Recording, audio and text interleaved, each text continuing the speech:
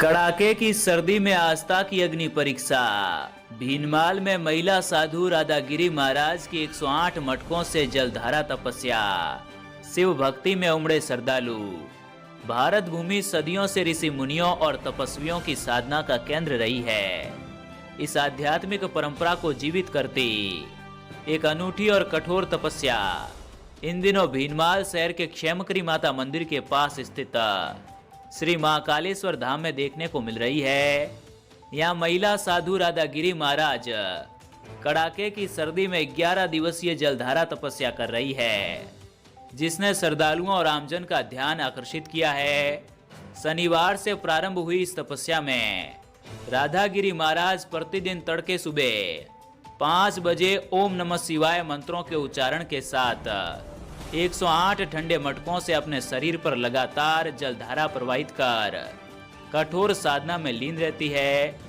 शीतल जल की निरंतर धारा के बीच उनकी एकाग्रता, संयम और तपोबल श्रद्धालुओं के लिए आस्था और साधना का जीवंत उदाहरण बन रहा है।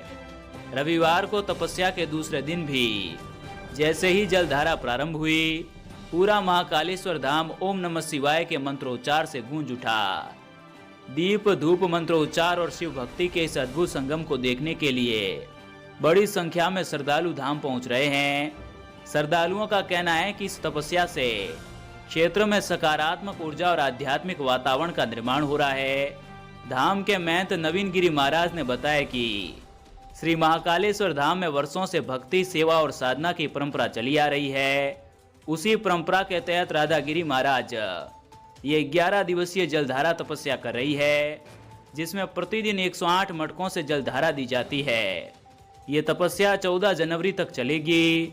लगातार बढ़ रही श्रद्धालुओं की भीड़ को देखते हुए स्थानीय प्रशासन और मंदिर प्रबंधन की ओर से सुरक्षा व्यवस्था और श्रद्धालुओं की सुविधा पर विशेष ध्यान देने की आवश्यकता महसूस की जा रही है, ताकि आस्था के इस बड़े आयोजन को सुव्यवस्थित और सुरक्षित रूप से संपन्न कराया जा सके।